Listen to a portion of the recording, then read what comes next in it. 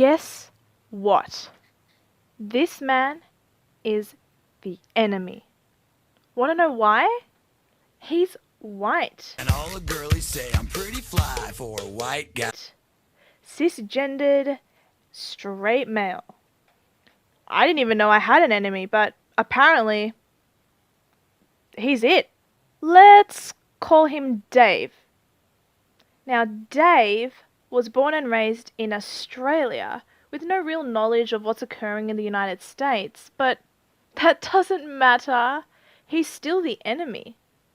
Did you know that Dave is responsible for the events that took place in the United States in 1619, when the first African slaves were brought to North America in the colony of Jamestown, Virginia by the Dutch? Now, it's completely irrelevant, okay, that non-white people, such as Muslim Middle Easterners, ran the African slave trade that preceded the American version.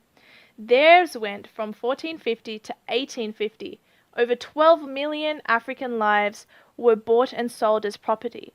And if you can believe it, they were treated more cruelly than the American equivalent, which itself is bad.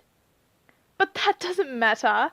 It's all Dave's fault. I mean, he's white. White Republican men, in fact, abolished slavery with the 13th Amendment in 1865. Thanks, Abraham Lincoln. But Dave does not deserve credit for that. Let's stick to demonizing the white man. Did you know that Dave is responsible for the fact that women were unable to vote in Australia and the USA and every other free, democratic, Christian, Judeo-Western society? I mean, Australia, a predominantly white society to begin with, was the first country to allow women the vote in 1902 and the right to be elected for Parliament. But that's irrelevant. Women weren't able to vote, full stop, and that's Dave's fault. I'm sorry. Did you know that Dave is responsible for President Donald Trump's win during the 2016 elections? Despite the fact that 42% of women voted for him, despite the fact that 21% of Hispanics voted for Trump over Clinton. Blame the white man, despite the fact that the previous president was African American with a vast majority of white men voting for him. But that doesn't matter. It's all Dave's fault. I'm sorry. The white man created the constitution that we use here in Australia. It outlines, among other things, protection against acquisition of property on unjust terms, Section 51, the right to a trial by jury, Section 80, freedom of religion, Section 116, and prohibition of discrimination on the basis of state of residency, Section 117. The American Constitution states one vital line: all men are created equal. These are great declarations for humanity created by the white man. But it matters not. The white man is the enemy.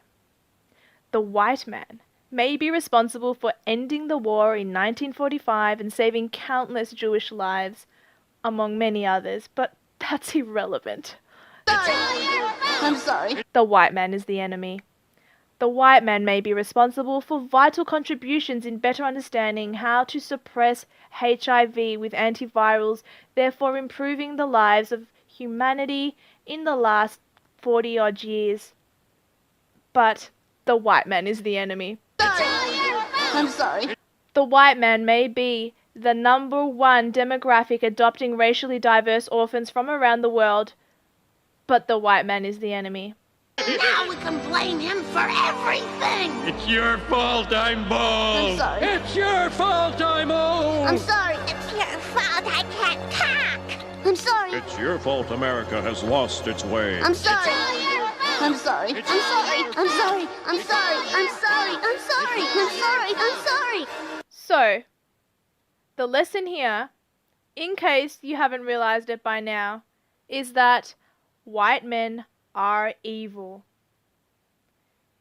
Even whilst they're doing great things that have advanced and assisted society for the better, it's irrelevant.